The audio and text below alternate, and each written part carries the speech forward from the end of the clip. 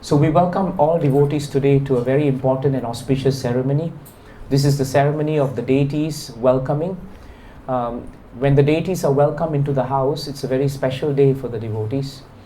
Deity welcoming means that the deities are welcomed with our hearts. We may have a ceremony, and this ceremony is based on our Vedic Pancharatrika system of deity worship.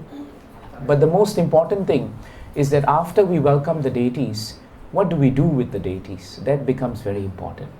Worshipping the deities means that we take care of the deities and we serve them with all our hearts. It also means that we become very attentive to all their needs and our attention to them increases. Sometimes when we have deities, it's very easy to take the deities for granted because they're always there and they're very kind, they don't protest and they don't object. But that doesn't mean that they are not understanding what is happening, because it is stated in Shastras that the deities of Krishna, the deities of Sri Sri Gaur-Nitai, they are non-different from the Supreme Lord Himself. This is a very important point. Today specifically, the deities that we are welcoming, they are non-different from Krishna and Balaram, and therefore they are known as Sri Sri Gaur-Nitai.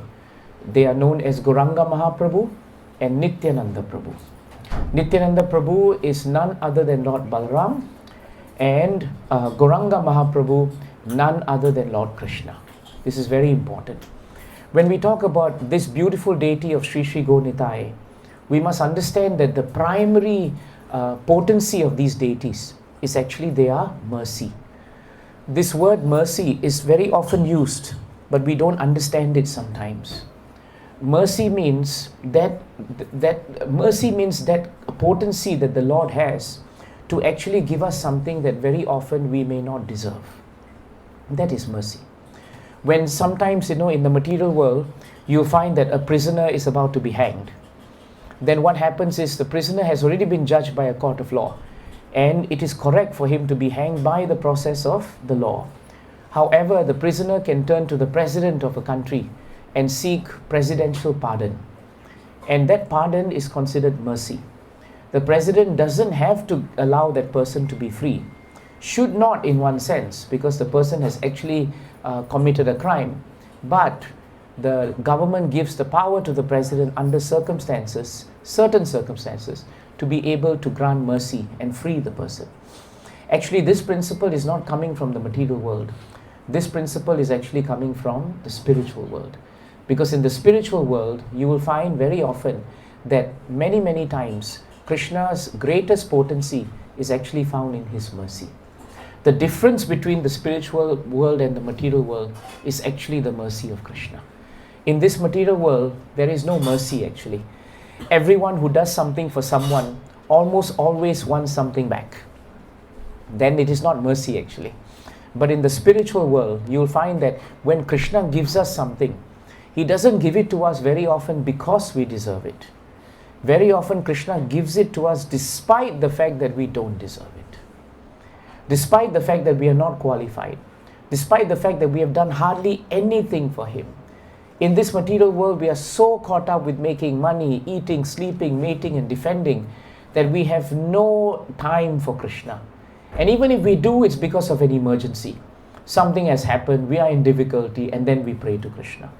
So actually, frankly speaking, we are not worthy of being devotees.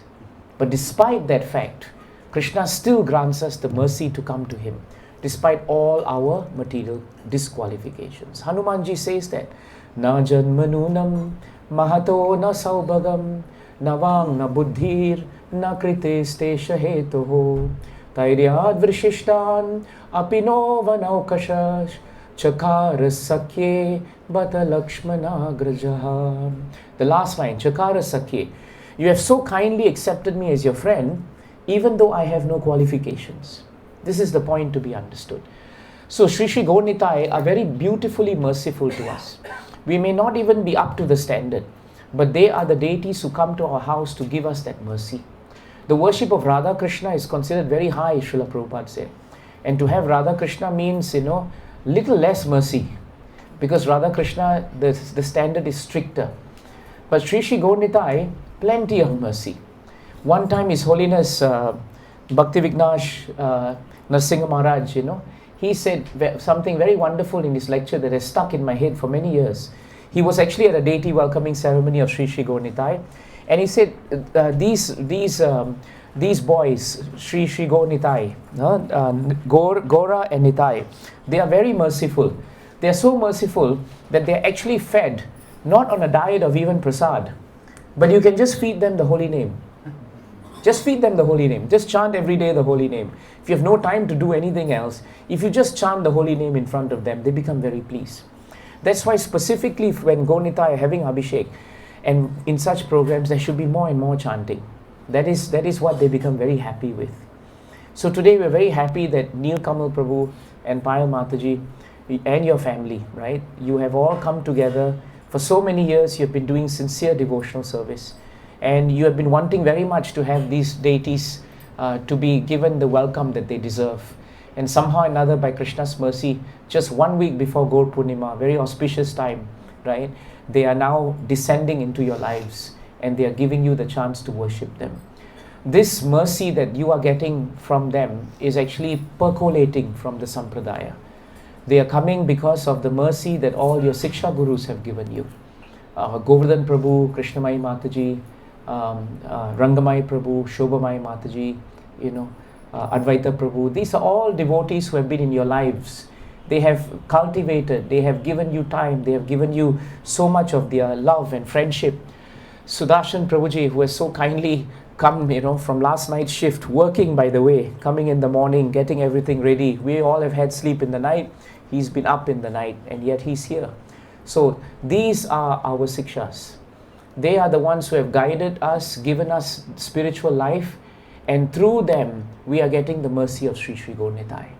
So we must never lose sight of that fact, and that is why gratitude is considered so important in devotional service.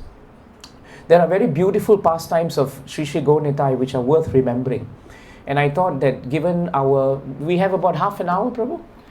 In about half an hour, we should be ready to receive their lordships, and then we do some kirtan. Hopefully, we'll keep it even lower. We'll get the mridanga low. I can even sing without the mic. Don't worry. I'm very used to sing. For years, we sang without the mic anyway. We can do it that way. But the important thing is we should continuously chant, right? So, it is stated in Bhagavatam, and it is stated by Mahaprabhu, chanting is not only singing. Chanting means to also hear. To hear about Mahaprabhu is also chanting. That is also very important. Mahaprabhu's mercy is seen in so many of his pastimes. But one pastime that came to mind last night as I was reading the Chaitanya Bhagavat by Vrindavan Das Thakur was this beautiful pastime where Mahaprabhu was performing his Mahaprakash Leela. In his Mahaprakash Leela, Mahaprabhu sat down one day and he revealed his merciful form to all the personal associates. And he started granting them so much of benediction, one after the other. Now, while everybody was getting the blessings from Mahaprabhu, everybody began to realize that something was wrong. And the thing that was wrong actually was that Mukunda, one of the closest personal associates of Mahaprabhu, Mukunda, one of the closest personal associates of Mahaprabhu, he was not in the crowd. He was not invited, neither did Mahaprabhu invite him. He did not come before Mahaprabhu, and Mahaprabhu did not call for him. So all the devotees were thinking, why is it that Mukunda is so close to Mahaprabhu? Why did he not come in front of Mahaprabhu, and why Mahaprabhu did not call him? So Srivas Pandit actually turned to Mahaprabhu and said, Mahaprabhu, where is Mukunda? Why is he not coming before you? Now, unknown to the others, Mukunda was in the next room, the adjoining room. And he was seated there and he was listening to all the glories of Mahaprabhu. Now, it is also known in Chaitanya Leela that Mukunda's great service was his singing. He was the most mellifluous, melodious singer. And Mahaprabhu, whenever he heard Mukunda singing, his heart would melt. And the devotee's heart would melt also. Mukunda had that effect actually. So Mahaprabhu's associates, they were all very special. Govinda, for example, was very expert at massaging Mahaprabhu's lotus feet. So nobody could massage him like Govinda. Swarup Damodar was his secretary, and no one could take notes and record wonderful events like Swarup Damodar. So Mukunda was very expert. He could sing beautifully. So they were missing, his kirtan. And they were wondering, where is he? What is he doing, you see? So at that point of time, Srivas Pandit then asked this question, where Mahaprabhu is Mukunda? And at that point of time, Mahaprabhu became very upset. He became so upset because he said that don't ever call out the rascal's name in front of me. I don't want to hear about him at all. Then Srivas Pandit said, what offense has he committed? He's your greatest singer. He's he's a favorite of yours. Who can prevent him from melting all our hearts when we are chanting Krishna's names? So why is it that he's not here? And Mahaprabhu became even more upset. Mahaprabhu said, don't plead on behalf of that person, Mukunda.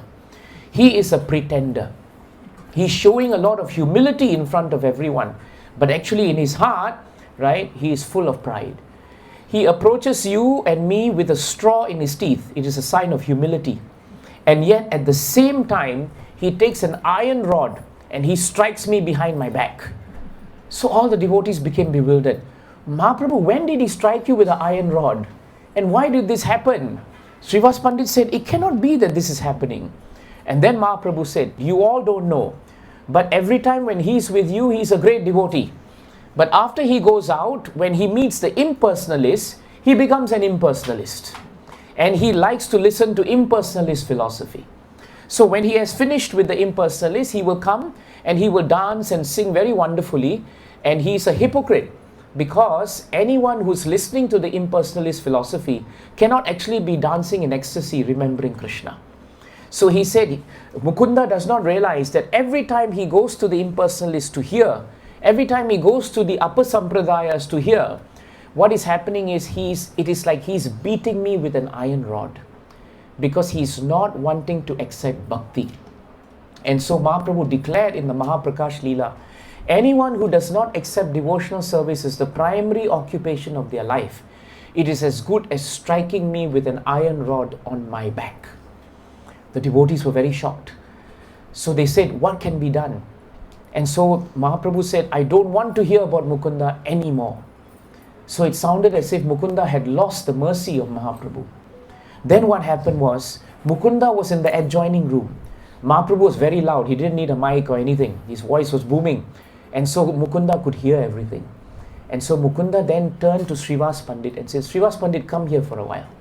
And he said, my dear Srivas Pandit, and he said this very nicely, please tell me, now that I've committed so much offenses and the Lord is so unhappy with me, is there any hope at all for me to be able to be delivered, to go and serve the Lord again, once again? Is there any chance for me to see Lord Chaitanya Mahaprabhu again? I don't even want, heavenly planets. I don't want any other opulence. But can I see Lord Chaitanya Mahaprabhu again? So Srivas Pandit said, let me go and ask him. So Srivas Pandit went to see Mahaprabhu. And he said, Mahaprabhu, this is what he has said now. Is there any chance that he will see you? Mahaprabhu said, tell him that he will only be able to see me 10 million births from now. After 10 million births, he can see me. One birth is enough, Prabhu said, Mataji, depending on how long you live. 1,000 births is very long. 1 million births is not even a lifetime. 10 million births, most people would give up hope. But you know what happened? The moment Srivas Pandit went back to Mukunda and he said, Mahaprabhu has said, and he looked very sad, Srivas Pandit. He said, I've got bad news for you. So Mukunda said, what did he say? Can I see him? He said, you can see him. But he said, it's going to be 10 million birds, Mukunda, 10 million birds. To the surprise of Srivas Pandit, Mukunda started dancing ecstatically. He was so happy. He began smiling and he began laughing. He began chanting and he was like a madman in ecstatic love actually. When he started dancing this way, he did not realize where he was. From the adjoining room, he moved into the main room. And Mahaprabhu and all the other devotees could see him in ecstatic symptoms. The moment Mahaprabhu saw him, Mahaprabhu said, he ordered him, come here immediately. Come here immediately. And at that point of time when he said, come here immediately, Mukunda was so much caught up in ecstatic love that he could not actually understand what is happening. So even though Mahaprabhu called him, he could not answer him. And then Mahaprabhu said, Mukunda, I have news for you. The news is that all your sins that you have performed are excused. Come and receive my blessings now.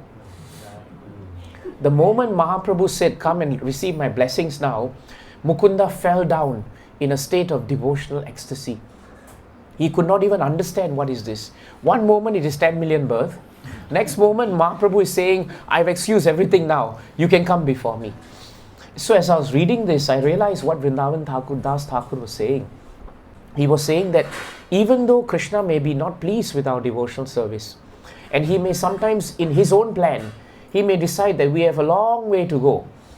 If at one moment or time, if we just please Krishna even without knowing it, Krishna can change and erase whatever he had planned for us. And he can overturn his own plans. And he can give us that mercy instantly. He may not need to wait for 10 million years or 10 million births to give us that mercy. He can actually give it to us immediately. This is the greatness of Krishna. This is the greatness of Mahaprabhu specifically. So then this conversation now that goes between them is very nice. Because in this conversation, you and I will come to understand how Mukunda is thinking and why he deserved the mercy of Mahaprabhu. When Mukunda started hearing Mahaprabhu, Mukunda then finally came to his senses after his devotional ecstasy. And then he fell at the feet of Mahaprabhu and he offered obeisances. And then Mahaprabhu said, Mukunda, get up, get up. You had lost your wealth of devotion by moments of bad association. See? Mahaprabhu wanted to explain to him the mistake he had made. This is the mood of devotees. Devotees don't hold anything in their hearts. They explain to someone, this is what you have not done. You have not done this correct. So you must do something about it. So when a devotee comes and tells us that, it is actually the devotee's mercy. Sometimes our pride is so strong that when devotees tell us something that we are doing which is not right, instead of listening to the devotees, our pride causes us to become so overwhelmed with pride that we take offense. How can you say this about me? You know, you have insulted me. I feel you are criticizing me.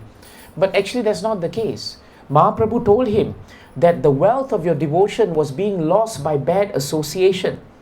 But now you have conquered that bad association with love and devotion to me. You see? This is what he had told him. And then he said that you will always be my singer. No one else can become my singer. And because of your singing, you always make me remember the intimate relationships and pastimes of Sri Sri Radharani and Sri Sri Krishna. How can I forget all this that you have done? Even by chance, Mukunda, if you have committed some terrible offenses, I don't consider these to be serious because you are my eternal associate. And because your body is completely imbued with loving devotional service to me, I perpetually reside on your tongue. So every time we chant Krishna's names, Krishna, Mahaprabhu is telling us that he is always with us as long as we chant. That's why we always tell you, please chant. Don't look here and there. Don't keep quiet. Sometimes when we go for programs, it's very sad to see we are giving them the holy names, we are chanting the holy names, but people stay zipped. They refuse to open their mouths to chant Krishna's names. You're not chanting something vulgar. You're not chanting something bad. You know, you're not going to go to jail by chanting the Mahamantra. Why so stingy to open the mouth and chant? And the truth of the matter is, all of us have very loud voices. Let's face it, when we're in the house and we are angry with our husbands or we are angry with our wives, the decibel is very high. Very high. We all are talking at shouting levels. But when it comes to kirtan, we are like mice, you know. No sound. We can hardly squeak actually. So this is the problem with not having the heart filled with devotional service. So therefore Mahaprabhu said, don't worry, I have already blessed you. Now how did Mukunda feel? This is very important. Mukunda felt very lowly actually. He felt that he did not deserve this. He said, my Lord, I am so degraded. I know nothing about devotional service, for I am a faithless fool. This is what he says. Now he gives reasons why he is not very faithful to Mahaprabhu. And these reasons are very beautiful. The first reason Mukunda says is this. My Lord, Duryodhan in Mahabharata, Duryodhan, He was able to see your universal form. You know how difficult it is to see the universal form of the Lord? Who saw the universal form of the Lord? Arjuna. Can you imagine? Such a great exalted devotee saw the universal form of the Lord. And the other person who saw the universal form of the Lord was, of all people, was Duryodhan. Right? Duryodhan saw the universal. Can you and I ever see the universal form of the Lord? I mean, it's so difficult. But the Lord gave him the mercy to see. But Mukunda said, he saw your universal form, yet he lacked the slightest bit of devotion. There was no devotion in his heart. Why? Because even though he saw the universal form, his heart was still filled with envy. So if he was given the chance to see it and he cannot feel love, who am I to feel love? This is Mukunda's mood. Second example he gave. My Lord, you went to kidnap Rukmini. He's telling Mahaprabhu, as Krishna, you went to kidnap Rukmini. As you kidnap Rukmini, not only did Rukmini Mata take darshan of you beautifully, but all the kings who were there with Shishupal, they all took your darshan. Imagine, is it easy to take darshan of the Supreme Personality of Godhead? No. And yet all these kings who were inimical to you, they were able to see you. They were able to see you. And yet despite seeing you, they were all vanquished because they never surrendered to you after seeing you. So Mukunda is saying, I'm standing with you every day. I'm singing to you also. But my question now is, am I surrendered to you? I'm coming for programs. We are putting tilak. We are wearing, nice dhoti, kurta, saris.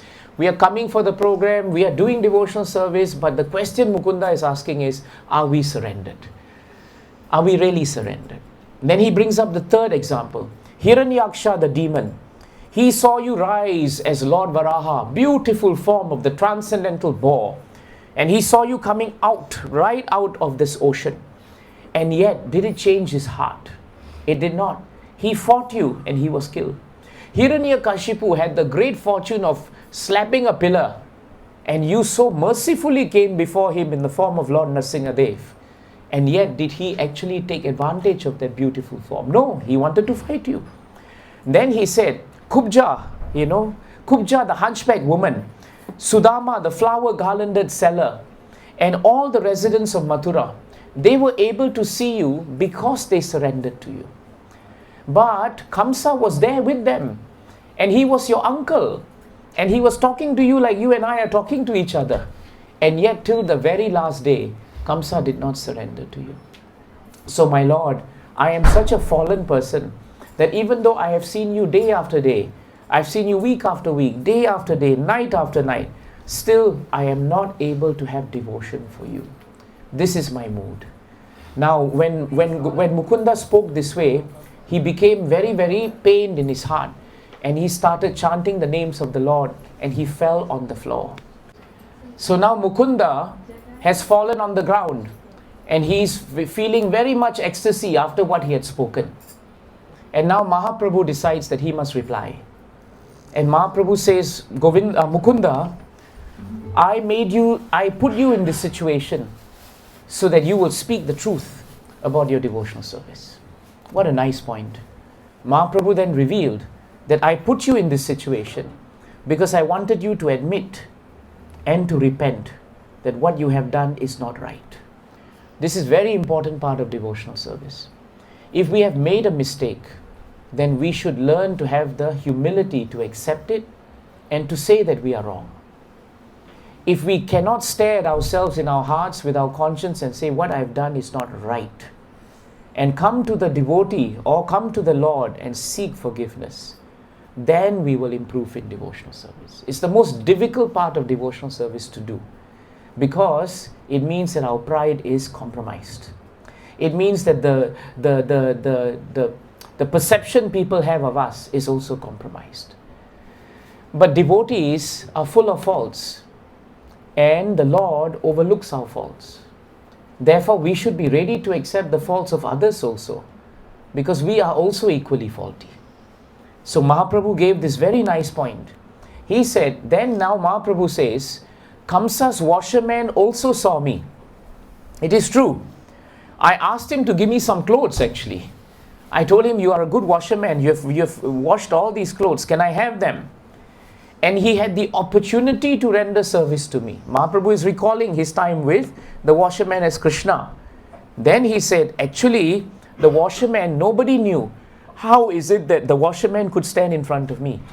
He said to Mukunda, actually Mukunda, this washerman had performed so much austerities in his previous lives. Man, so much of sukriti and pious activities and austerity he did. That is why he was in Mathura. That is why he was given a chance to stand in front of me. And that is why I gave him a chance to give me the clothes. But despite having all the austerities and all the piety and all the opportunity to see me, he had no attraction and no devotion for me. And therefore, he refused to give me what I wanted. What an amazing point. We could have austerity, we could have penance, we could be doing the best we can in devotional service. But if we don't have the devotion to see Krishna's hand in everything, then when Krishna appears before us, it is not possible for us to accept his mercy. Jai Shri Shri Gaur Nitai Ki. I say it softly because they are hidden. So we should continue. So this is Mahaprabhu's mercy. Mahaprabhu then said, so many people were given the chance to see me. Even Kamsa was given a chance to see me. Kamsa was Kalanemi, a great demon previously. But because of austerities, I gave him a chance to be born in the family of my own, to become my uncle even, praying that at some point of time he will have the devotion and attraction to me. But he never took advantage of it. So this is a revelation to us actually, that actually all of us are here to take darshan of Gaur Nitai because of all our austerities and piety and things that we have done before, which is Sukriti. We are here now. But who will actually get the mercy of Gaur Nitai and the reciprocation of Gaur Nitai will depend on our devotion. It will depend on our humility. It will depend on our obedience. The more submissive we are in our hearts, the more we will be attracted to Sri Sri Gaur Nitai. And when Mahaprabhu said it that way, he said, Mukunda, you are not of the mold of Hiranyaksha. You are not of the mold of Hiranyakashipu. You are not the washerman. You are actually a wonderful devotee who has accepted that what you have done is not right. And what really changed the heart of Mahaprabhu, what melted his heart, was when he told Srivas Pandit, tell him 10 million years, 10 million birds. Mukunda, instead of becoming upset, how can this be? I'm your chief singer, I'm always doing service for you. You should give me at least 1 million birds, not 10 million. Instead of coming inside and bargaining, you shouldn't have done this, you should have given more. How about, 9 million, what about 7 million? No, he didn't do that. He accepted it and he danced in ecstasy because he thought he would never have a chance to see Mahaprabhu again. But never mind if it's a long time, at least Mahaprabhu has given me the mercy to see him again. That was what melted Mahaprabhu's heart. Sometimes when we take up devotional service, we think it is our God-given right that because we are doing something for Krishna, everything should fall on our lotus legs. Right? Everything must come. Our income will increase. Our bank balance will go up. Our taxes will reduce. We think that, we'll get a new house. We think that Krishna will give us the perfect job.